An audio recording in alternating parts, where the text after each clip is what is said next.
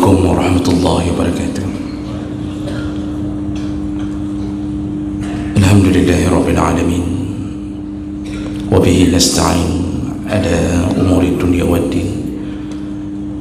أشهد أن لا إله إلا الله وحده لا شريك له، وأشهد أن محمدا عبده ورسوله الكريم. اللهم صل وسلم على نبينا المصطفى محمد وعلى آله وأصحابه أجمعين. أما بعد،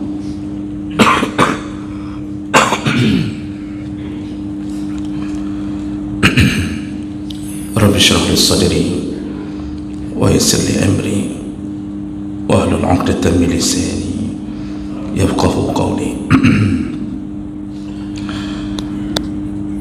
Segala puji bagi Allah, kemudian salawat dan salam pada Rasulullah, pada keluarga dan seluruh sahabat-sahabatnya.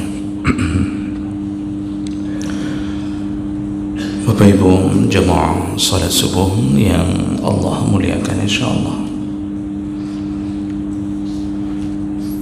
kita akan sambung pembahasan tentang dosa-dosa besar. Dan di pertemuan kita yang lalu kita sudah membahas tentang salah satu dosa besar adalah mencari ridha manusia dengan menggadaikan ridha Allah, demi membuat manusia senang, lalu kita melanggar perkara-perkara yang melanggar ketentuan Allah. Jadi demi memenuhi permintaan pimpinan, demi memenuhi permintaan orang-orang yang punya jabatan, lalu kita turuti permintaannya, dan permintaan itu melawan Allah. Disitulah kita jatuh ke dalam jebakan mencari ridha manusia lalu menggadaikan ridha Allah Subhanahu wa ta'ala. Dan hari ini mental-mental para bawahan banyak yang melakukan perkara seperti ini. Ya, kalau pimpinannya menyuruh untuk melakukan pungutan liar demi setoran kepada pimpinan, dia melakukannya tanpa peduli itu halal atau haram. Supaya apa? Supaya disenangi oleh pimpinannya, supaya tidak dimutasi, supaya dipromosikan jabatannya.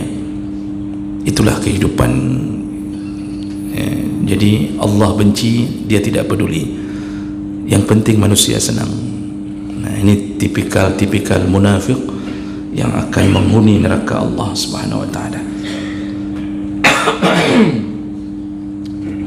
Baik, kita lanjut. Berikutnya, dosa berikutnya yaitu akhzur rishwah wa i'ta'uhu bi batil, yaitu dosa tentang melakukan rishwah, suap, menyuap, dan juga memberikannya dengan tujuan yang batil. Dan kita tentu sudah banyak mendengar tentang rishwah, atau bahasa kita lebih masyhur dengan sogok menyogok atau suap menyuap. Dan ini juga menjadi andalan bagi sebahagian orang yang tidak takut kepada Allah untuk melempangkan keinginannya di dunia, maka dia akan melakukan rishwah. Rishwah itu dalam bahasa para ulama mendefinisikannya yaitu ma yu'atihi asy-syakhs lil hakim atau ghairi liyahkuma lahu, yaitu sesuatu yang diberikan kepada hakim untuk meringankan atau untuk memenuhi keinginan orang yang memberi riswah. Itu secara bahasa yang dimaksud dengan riswah, memberikan sesuatu pada hakim agar si hakim memutuskan vonis yang sesuai dengan permintaan orang yang memberi sogok.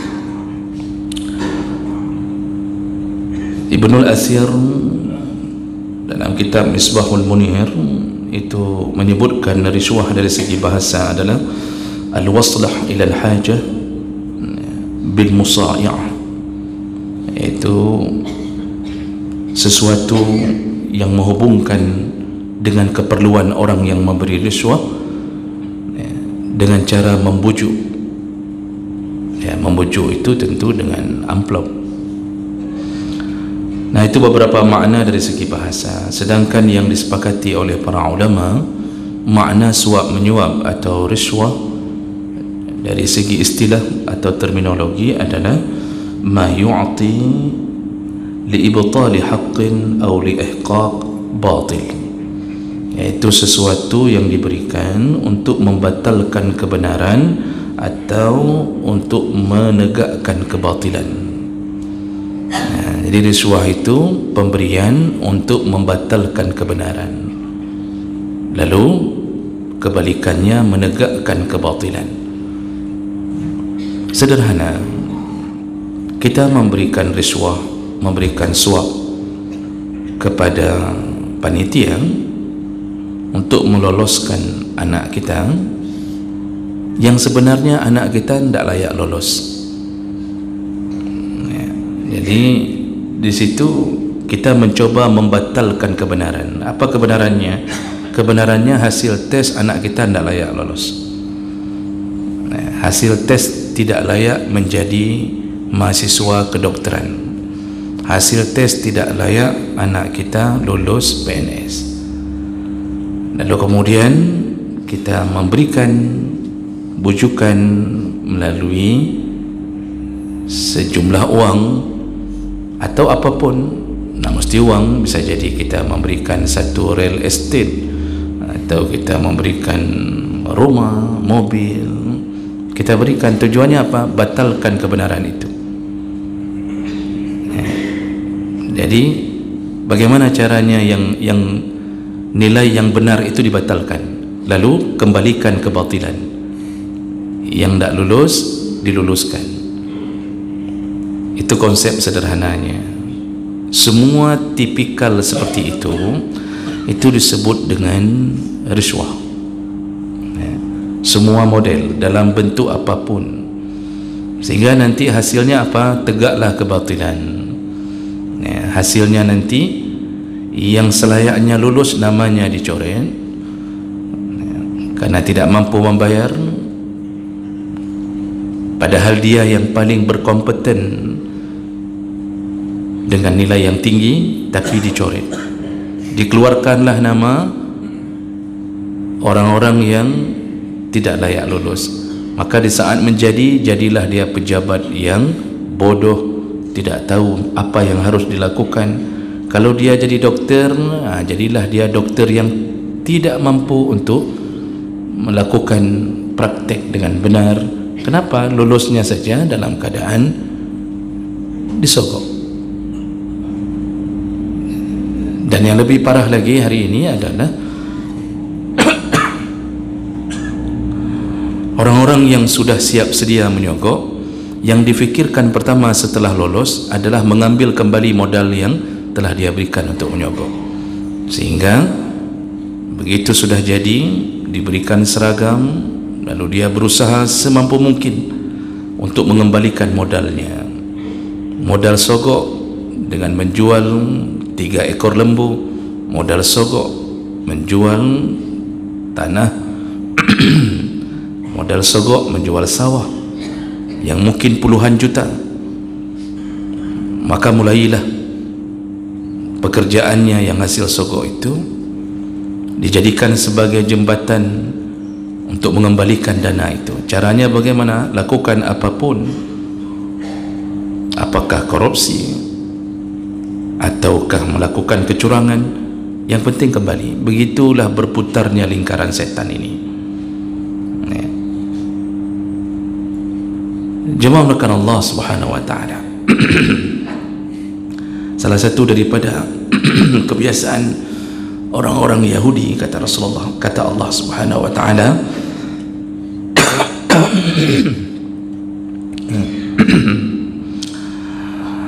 orang-orang Yahudi itu suka melakukan wa aklihimus suh, mereka suka memakan harta haram, dan yang mereka lakukan salah satunya adalah dengan cara hidup begitu, apa saja.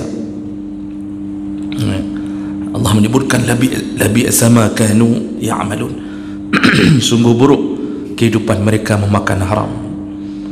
Dan salah satu cara makan haramnya adalah dengan cara begitu, apa saja. Makanya produk-produk macam haram, suap menyuap, dimulainya permainan riba, itu semua produk-produk Yahudi, produk Yahudi, dan itu kebiasaan mereka dari dulu. Dan kita hari ini meniru gaya mereka. Islam itu datang dengan segala kejujuran, datang menghancurkan semua kebatilan, dan tidak pernah diajarkan hidup untuk menuju kepada kebahagiaan di surga dengan cara makan haram. Jemaah melakukan Allah Subhanahu wa taala. Banyak hadis-hadis yang menunjukkan bahayanya melakukan suap menyuap. Di antaranya hadis dari Abdullah bin Umar, qala Rasulullah sallallahu alaihi wasallam, la'natullah 'ala ar-rashi wal murtashi. Kata Rasulullah, laknat Allah kepada orang yang memberi sogokan dan kepada orang yang menerima sogokan. Hadis riwayat Ahmad, Ibnu Majah dengan derajat yang sahih. Dalam hadis yang lain dari Abdullah bin Umar, hadis riwayat Ahmad, Abu Dawud, Tirmizi, Ibnu Hibban dengan derajat yang sahih. Abdullah bin Umar mengatakan, la'ana Rasulullah sallallahu alaihi wasallam ar-rashi wal murtashi. Rasulullah melaknat orang-orang yang menyuap atau menyogok dan orang-orang yang menerima suap atau menerima sogok. Kedua-duanya terlaknat. Dalam hadis yang lain, an Thawban radhiyallahu anhu qala Rasulullah sallallahu alaihi wasallam, ar-rashi wal murtashi wal raishi, yakni allazi yamshi bainahuma. Rasulullah melaknat yang memberi suap, yang menerima suap, dan orang yang menghubungkan di antara keduanya, yakni ar-raishi, yang menghubungkan di antara keduanya. Jadi dia yang memperkenalkan, dia yang akan dia beritahu, Pak, ini kalau bapak model tes normal ini tidak akan lulus, kata dia, sampai tumbuh tanduk di kaki kucing tidak akan lulus bapak. Kalau bahasa Inggrisnya, tampoi timoh lungkai mi, sampai tumbuh lungkai kucing, bapak tak lulus. Saya tahu cara, ada jalan, banyak jalan, tenang saja. Itu dia yang perkenalkan. Lalu dia bawa ke orang yang bisa membuat jalan itu mudah. Ini yang bawa ini, itu termasuk orang yang dianggap bersyarikat dalam memuluskan maksiat. Maka Rasulullah melaknat ketiga-tiganya. Dalam hadis riwayat Tabrani, Rasulullah sallallahu alaihi wasallam itu menyatakan, ar-rashi wal murtashi fin nar, yang menyogok dan yang menerima sogok, kedua-duanya dalam neraka. Jadi semua dalil-dalil menyebutkan tentang bahayanya orang yang melakukan pekerjaan ini. Di hadis yang terakhir Tabrani ini malah langsung Nabi mengatakan yang menyogok, yang menerima sogok finnar, langsung dalam neraka. Jadi ada satu pendakwah mengatakan bahawa ini yang menyogok, yang menerima sogok tidak ada dosa. Katanya apa? Tidak ada dosa. Saya jamin tidak ada dosa. Saya tanggungjawab di hadapan Allah, yang menyogok, yang menerima sogok sama sekali tidak ada dosanya. Jadi jamaahnya sudah bingung, ini apa maksudnya, ini fatwa baru ni, tidak ada dosanya. Baru dia sambung, karena hadis menyebutkan finnar, langsung dalam neraka. Jadi tidak melalui dosa, langsung dalam neraka. Baru jamaahnya tenang kembali, berarti lebih parah daripada dosa. Jadi jamaah melakukan Allah Subhanahu Wa Taala, ini laknat Allah yang terbesar di antara banyak laknat, yaitu kepada orang-orang yang membiasakan kehidupan ini. Nah, sogok itu ada model macam-macam dan dia terus berkembang mengikuti perkembangan zaman. Orang hari ini walaupun mengubah-ubah nama sogok, kadang-kadang dirubah nama sogok itu dengan sedekah, jadi aromanya aroma sedekah. Ini sedekah ni. Kemudian ada yang memberi nama sogok dengan hadiah. Tidak, ini bukan sogok, ini hadiah. Tapi tolonglah setelah terima hadiah ini anak saya namanya ini, nomornya ini bapak dapat hadiah begini, diberikannya kunci mobil Pak dalam amplop. Setelah anaknya lulus, mobilnya tak ada, kuncinya saja. Sampai orang yang meluluskan menyesal benar. Jadi dirubah menjadi uang rokok, uang kopi, apapun namanya, itu tetap yang dilihat adalah proses. Jadi hukum dalam Islam tidak melihat nama, tapi melihat proses. Maka apapun nama yang dibuat untuk menjalankan riba sama. Saya memperingatkan di banyak sekolah, itu koperasi simpan pinjam dengan meminjamkan uang kepada guru-guru lalu disuruh bayar melebihi daripada jumlah yang dipinjamkan, tidak ada jual beli, tidak berbentuk akad jual beli, itu haram. Dan saya memberi informasi itu, diundang ke sekolah-sekolah. Ada yang setelah itu tidak undang-undang lagi. Jadi setelah itu Pak, ada sekolah yang alhamdulillah taat.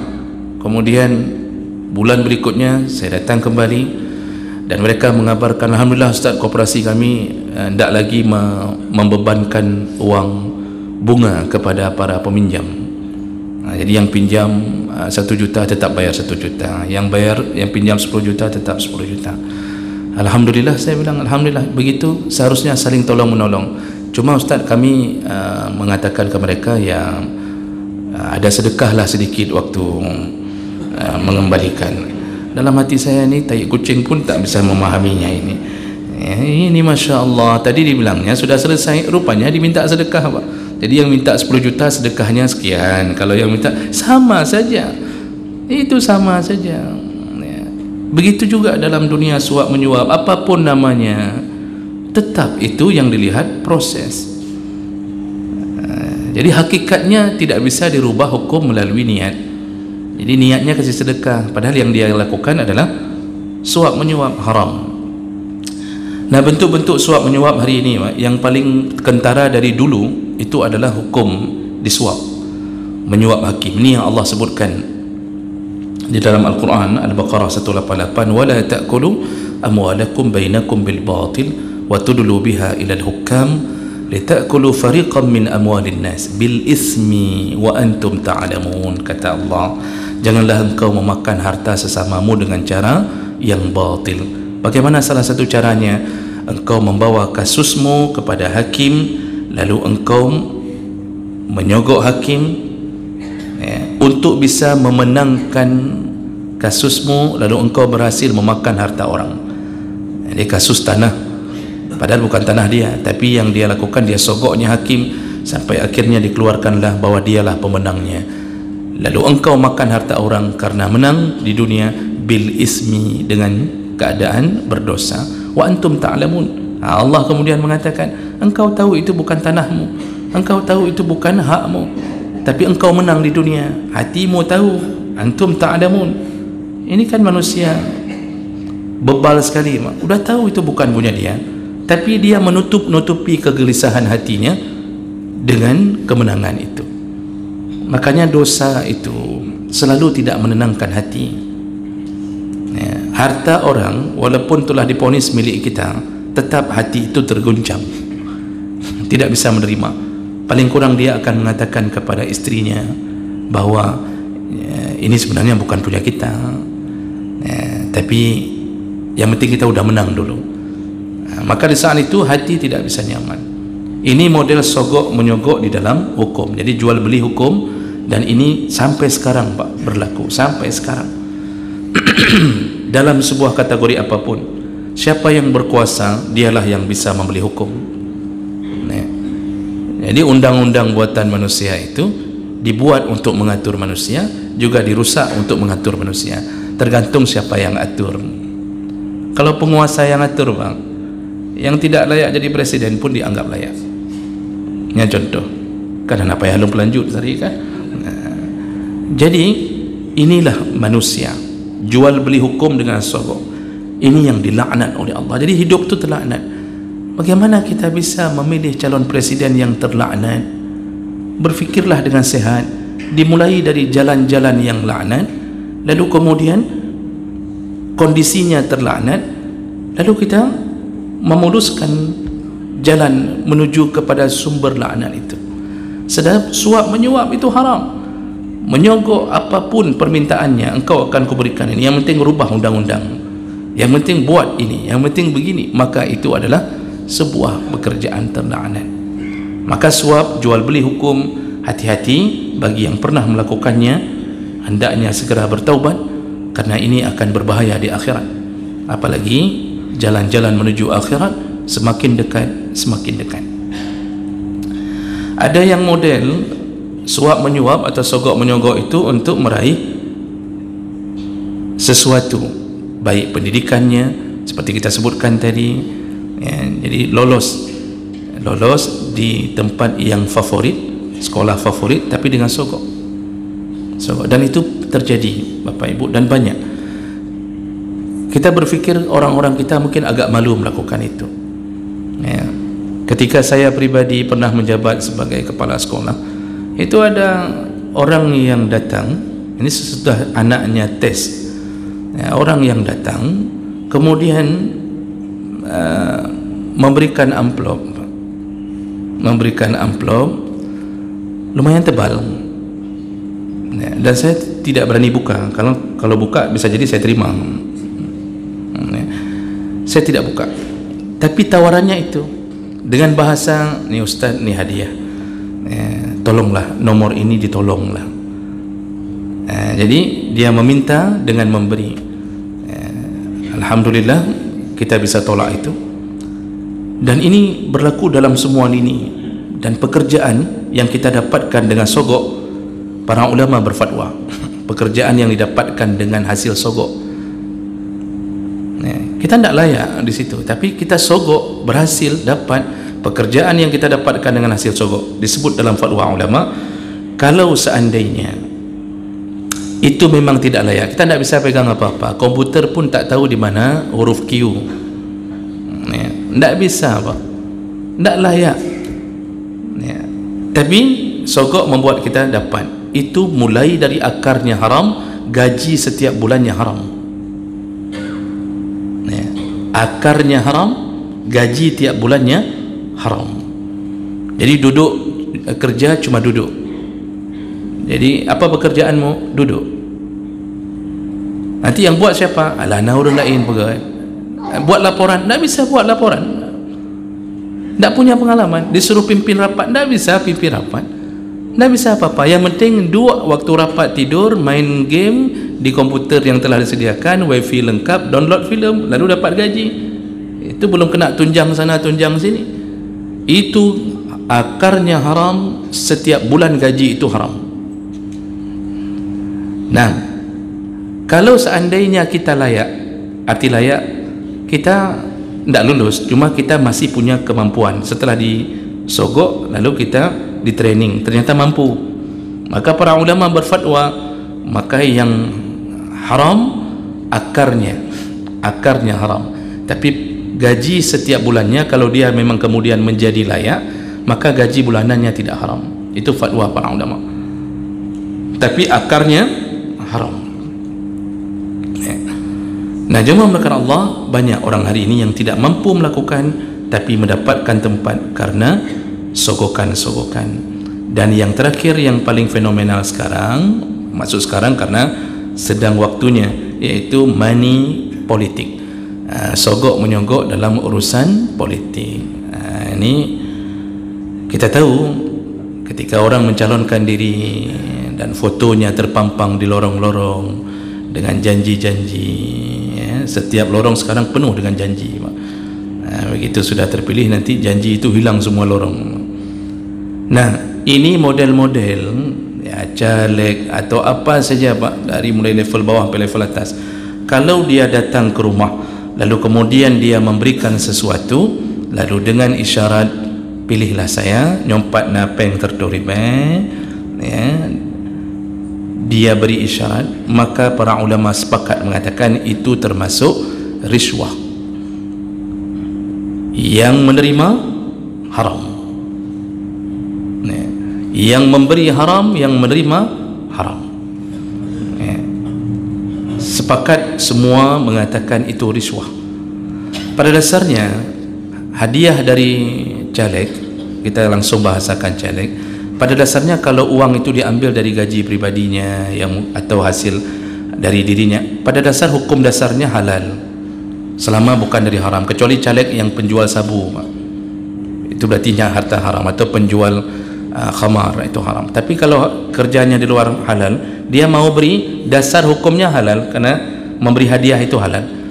Tetapi ketika sudah mulai menggoyang hati, diberi isyarat ini begini, nanti tolong nomor ini segala macam, maka ketika hati kemudian mulai dibimbangkan dengan pemberian itu, di situ mulai masuk kepada haramnya.